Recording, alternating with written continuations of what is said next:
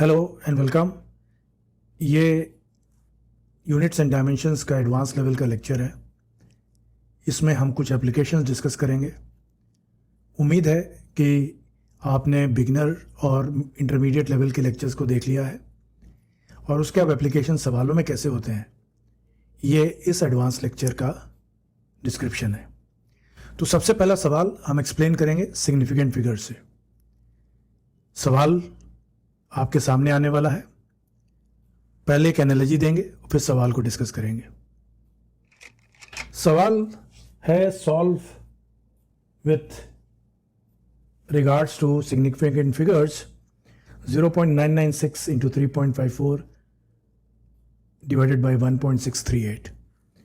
अब मज़ेदार बात यह है कि पहला जो फिगर है उसमें 0.9996 चौथे प्लेस ऑफ डेसिमल तक हम गए। जो दूसरा है उसमें दूसरे प्लेस ऑफ डेसिमल तक गए 3.54 में, और जो तीसरा है उसमें 3 प्लेसेस ऑफ डेसिमल तक गए 1.638। अब आंसर क्या होगा अगर इसको आप कैलकुलेटर से कैलकुलेट करें तो जो आंसर लगेगा वो ऐसे होगा कि 2.1603।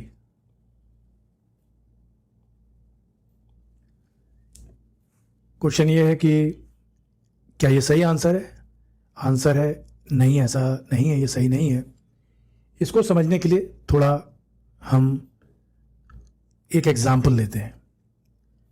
अगर मैं कहूँ कि एक चेन है जिसमें इस तरह से उसके लिंक्स हैं, एक लिंक बहुत वीक है इसमें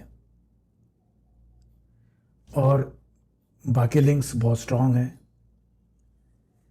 तो चेन की स्ट्रेंथ इस वीक लिंक पे डिपेंड करेगी। अगर स्ट्रांग लिंक्स हैं उससे कोई फर्क नहीं पड़ता।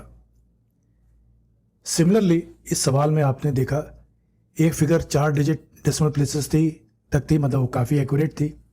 दूसरी डिवाइजर में 3 डिजिट्स तक थी डेसिमल के बाद, और दूसरी 2 डिजिट तक थी। तो जो वीकेस्ट लिंक है, जो लीस्ट एक्यूरेट है, वो 3.54 है। इसीलिए बाकी के एक्यूरेसी का कोई मतलब ही नहीं रहा, क्योंकि आपकी एक्यूरेसी लीस्ट एक्यूरेट डिजिट से डिसाइड हो रही है, जो कि 2 प्लेसेस ऑफ डेसिमल तक है। इसलिए आंसर 2.1603 ना होके सिर्फ 2.16 तक रहेगा। 03 नहीं इंक्लूड होगा, क्योंकि आपकी एक्यूरेसी की लिमिटेशन सिर्फ 2 डेसिमल प्लेसेस तक इस 3.54 ने डिफाइन कर दी। तो ये सिग्निफिकेंट फिगर का एक प्रैक्टिकल यूज था। नेक्स्ट क्वेश्चन हमारा कॉम्बिनेशन ऑफ एरर्स पे है, और यहाँ फॉर एग्जांपल एक सवाल है, when a current of 2.5 plus minus 0.5, यानी करंट में ट्रू वैल्यू 2.5 है और प्लस माइनस उसकी एब्सोल्यूट एरर है 0.5, flows through a wire, it develops a potential difference of 20 जो कि ट्रू वैल्यू है, प्लस माइनस 1 जो कि एब्सोल्यूट एरर है। Find the resistance of the wire. 4 options आपको दिए हुए हैं।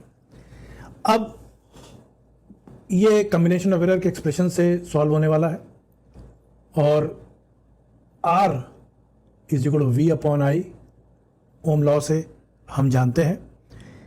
तो इसको अगर हम V लिखें तो 20 plus minus 1 upon I 2.5 plus minus 0.5, ये हमको 8 यानी V20 डिवाइडेड बाई 2.5 जो कि ट्रू वैल्यू से आया, 8 ट्रू वैल्यू हुई, प्लस माइनस जो एरर आनी है डेल्टा आर में वो हमने लिख दी। अब इसको अगर हम एरर को फर्दर देखें तो error in measuring resistance from the division rule of combination of errors will be equal to delta R by R is equal to change in delta V by V plus delta I by I. ये हमने already देखा हुआ है, standard formulas में है।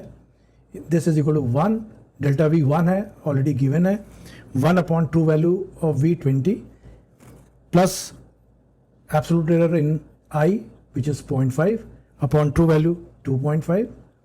और इसको जब हम सॉल्व करेंगे तो हमको this is equal to 0.05 plus 0.2 which is equal to 0.25, और यहाँ से डेल्टा आर जो है वो एरर 0.25 इंटू आर, यानी हमने इस एक्सप्रेशन को यूज़ किया which is 0.25 into 8 which is 2,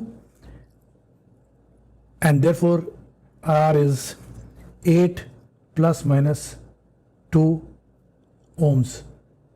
तो आपका आंसर जो है वो C is the correct answer.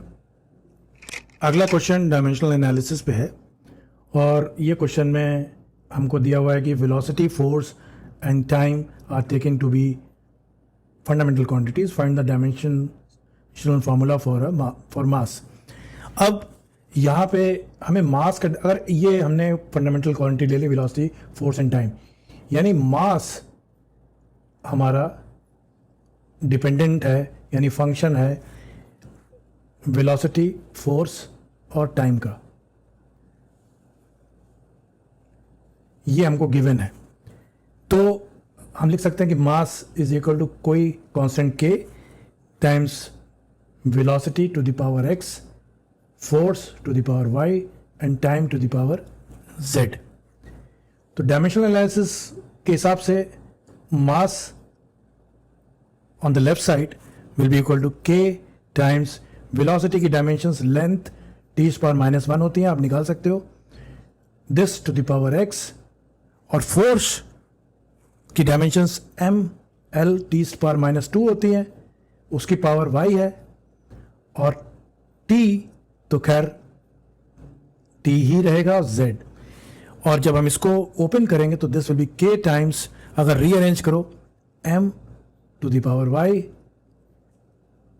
l to the power x plus y and t to the power -x -2y plus z।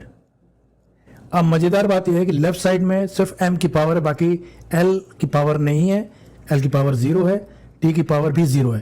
तो इससे क्लियर समझ में आता है, और m की पावर 1 है तो y तो 1 हो गया स्ट्रेट, और l की पावर 0 है तो x plus y should be equal to 0। तो y इज इक्वल टू, यहां से 1 दिया ऑलरेडी हम निकाल चुके हैं, this implies x equal to -1।